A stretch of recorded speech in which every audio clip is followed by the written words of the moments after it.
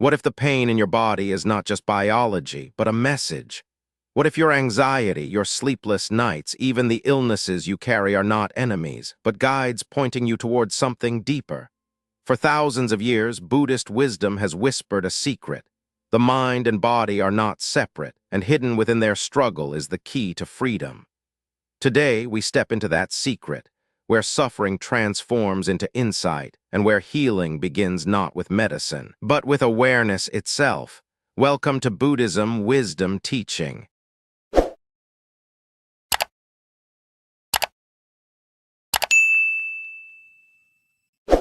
The forgotten science of the mind and the language of the body. When we talk about healing, most people immediately picture hospitals, medicine bottles, surgical rooms, or the latest scientific breakthrough. Rarely does anyone stop and ask a deeper question. What if the mind itself was the first and most powerful medicine we ever had? This is not just a spiritual idea. It is a truth that Buddhist wisdom has been pointing to for over 500 years. Long before Western medicine, long before MRI machines and pharmaceuticals, the Buddha and his disciples were teaching that the way we think, the way we hold our emotions, the way we carry meaning in our lives, these are the very roots of health and suffering. Modern neuroscience is only just beginning to catch up. But Buddhism has always insisted, the mind is not some shadow of the body, the mind is the master. The body simply follows. If the mind is turbulent, the body will soon show the symptoms. If the mind is at peace, the body has a far greater chance to recover. Think about that for a moment. Imagine if every ache, every illness, every fatigue you've ever felt was not just a random event, not just bad luck in the genetic lottery, but a message, a signal, a whisper from the body saying, you are not living in harmony with yourself. This is the core of what Buddhist wisdom teaches about healing. Disease is not the enemy. Pain is not the enemy. They are messengers, and if you ignore the message long enough, the voice becomes louder. That tension in your neck becomes chronic pain. That anxiety you keep pushing away becomes insomnia. That grief you never faced becomes immune weakness. Even in the modern world, we can see this truth reflected in people everyone knows. Steve Jobs, one of the most brilliant and driven men of our time, was a dedicated practitioner of Zen Buddhism. He once said, "If today were the last day of my life, would I want to do what I am about to do today?" That simple question came from his Zen practice. It forced him to confront the impermanence of life every morning. But here's the paradox. Though he became a giant in technology, he also carried unresolved tensions, stubbornness, and control that even Zen could not always dissolve.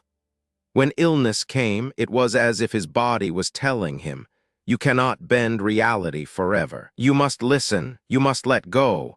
The message here is not that meditation alone replaces medicine. No Buddhist teacher would say that. Instead, it is that true healing is incomplete without understanding the role of the mind. Medicine may treat the wound, but only the mind can treat the root.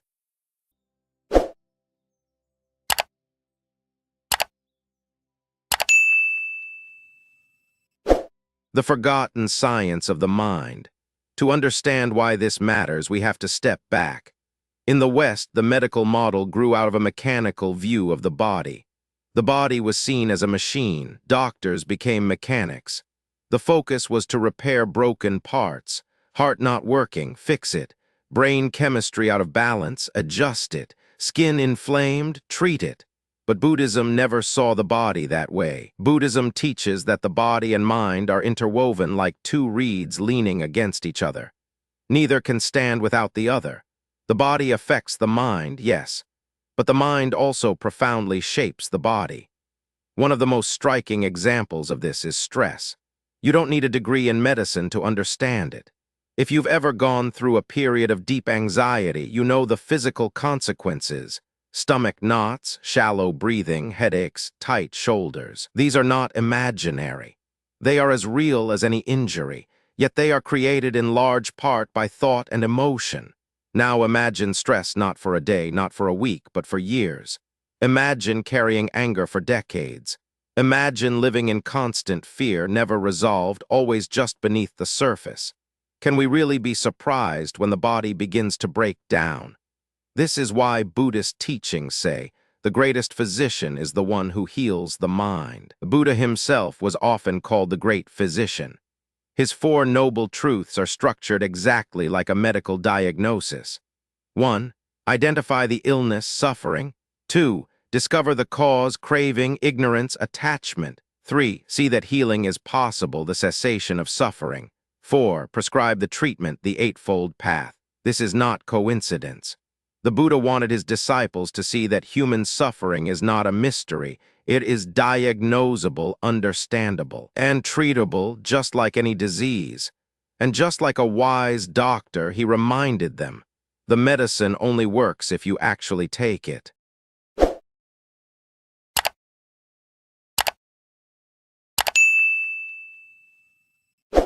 The language of the body.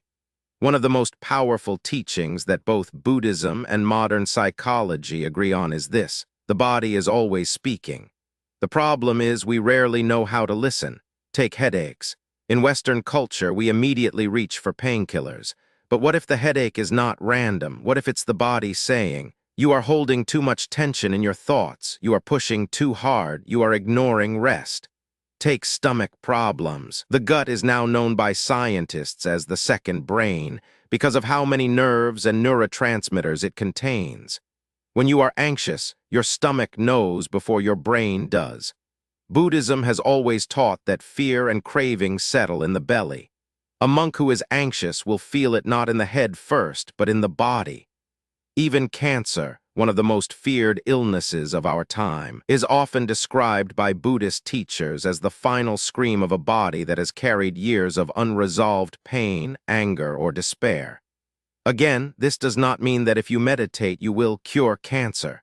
That would be irresponsible to claim, but it does mean that illness should not only be fought with external weapons, it should also be listened to as a teacher. When Nelson Mandela was imprisoned for 27 years, he could have easily allowed his body to collapse. He was beaten, deprived, humiliated. And yet when he emerged, people remarked not on his weakness but on his strength. How was this possible? Because he refused to let hatred poison his mind. He turned prison into a monastery. His forgiveness was not just a political act, it was medicine. His body survived because his mind refused to carry the weight of bitterness. Buddhism would say, this is the difference between pain and suffering. Pain is inevitable, the body will hurt. But suffering is optional because suffering is what the mind adds to pain. When you see the body this way, healing takes on a whole new meaning. Instead of asking, how do I silence this pain? You begin to ask, what is this pain trying to teach me? Instead of cursing illness as the enemy, you begin to see it as a messenger from your own deeper self. This is why stillness is such an essential medicine in Buddhism. If the mind is always rushing, always distracted, always numbing itself with stimulation, how can you ever hear the quiet voice of the body? Only when the lake of the mind is calm can you see the reflection clearly. Oprah Winfrey, one of the most influential women in the world, has often spoken about how mindfulness and meditation transformed her ability to listen, not just to others, but to herself. She said that sitting in silence every day became her way of tuning into the whispers of life. And those whispers guided her toward decisions that medicine and logic alone could never provide. The burden of unspoken emotions and the trap of resistance. If part 1 revealed that the body speaks in a language of symptoms, then part 2 must face the deeper question. What exactly is the body trying to say? The answer is often simple, yet terrifying for many people. The body is carrying the weight of emotions you have refused to feel.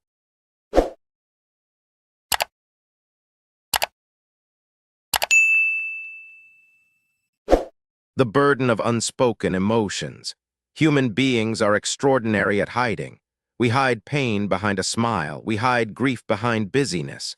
We hide loneliness behind a crowd of friends. Outwardly, we may seem perfectly fine. Inwardly, a storm is raging. Buddhist wisdom calls this ignorance, not in the insulting sense, but in the literal sense, a not knowing. We choose not to know what we really feel, but the body always knows. And if the conscious mind refuses to deal with these emotions, the body quietly takes the burden. Think about anger. Most of us learned from childhood that anger is dangerous, even shameful. So we push it down, but suppressed anger does not disappear. It turns into ulcers, migraines, high blood pressure. Think about grief. In many cultures, people are told, "Be strong, don't cry, move on." But grief ignored is grief stored in the cells. The body remembers the tears you never allowed yourself to shed. Even joy can become toxic if denied. How many people have felt the urge to laugh, to dance, to celebrate, but held it back out of fear of judgment? Over time, this refusal to feel joy can create depression, because the mind has learned that even its most beautiful impulses are unwelcome. Aging and the weight of belief. Nowhere is this more visible than in aging. In Western societies, growing old is treated almost like a disease. Wrinkles are feared. White hair is hidden. Slowing down is treated as failure. But Buddhism looks at aging differently. The body aging is not a problem. It is natural, inevitable, even sacred. The real suffering comes not from aging itself, but from the mind's resistance to it. Consider this: two people can be 70 years old. One carries bitterness, constantly repeating, "I'm too old, life has passed me by, nothing is left." The other carries peace, saying, "Every day is a gift, I walk slower, but I see more. My body is softer, but my wisdom is sharper." Same age, same wrinkles, completely different experience. Why? Because the body does not age alone, the mind ages with it. And if the mind clings to youth, the body suffers twice, once from the natural process and again from the violence of resistance. This is why Buddhist monks often meditate on the decay of the body, not to be morbid, but to be free. When you accept impermanence fully, aging loses its sting. A wrinkle becomes a poem. A gray hair becomes a meditation bell.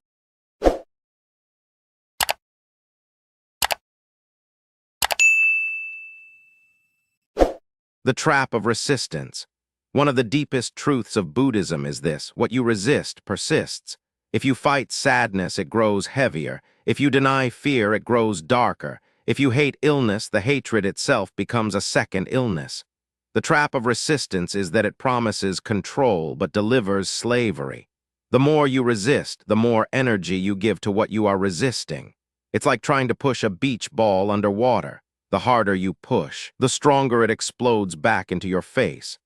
Acceptance is the opposite of resistance, and it is the essence of healing. But acceptance is not passive. It doesn't mean giving up.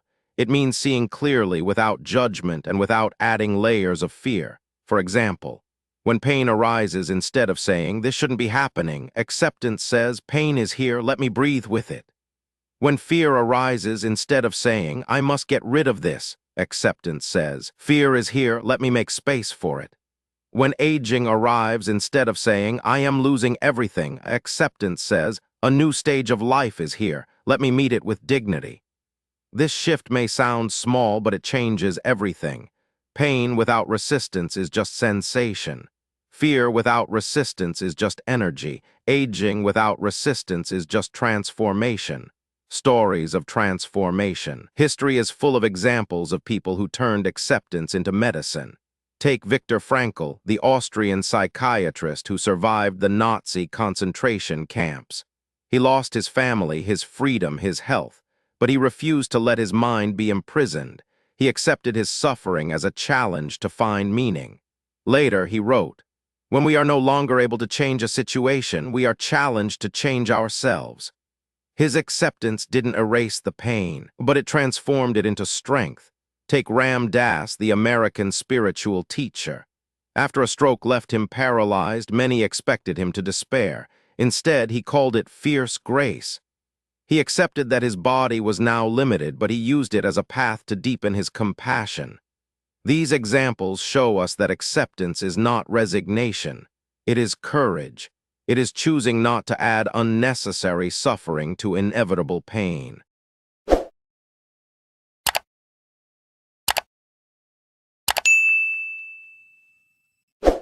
Healing as wholeness. At this point, we have to redefine what healing really means.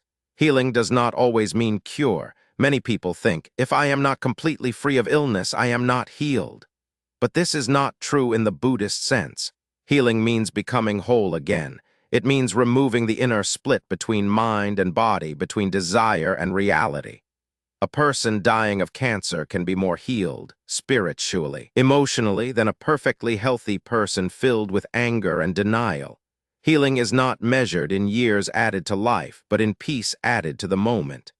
This is why Buddhist teachers often sit with the dying, guiding them not to resist but to let go.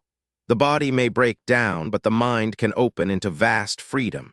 In that moment, healing is complete, even if the body does not survive.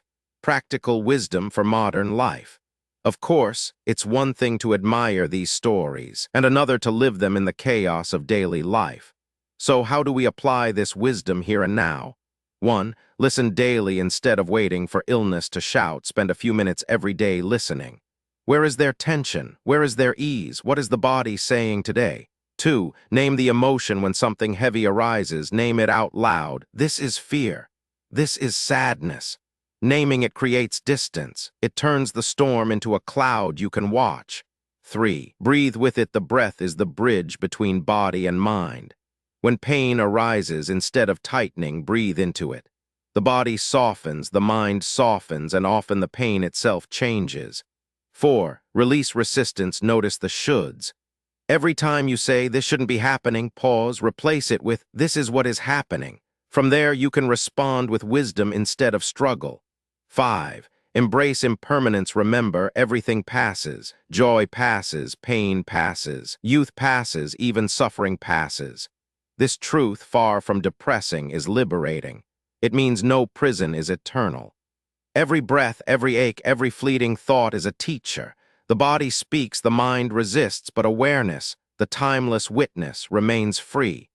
This is the medicine that never runs out, the wisdom that no illness can steal.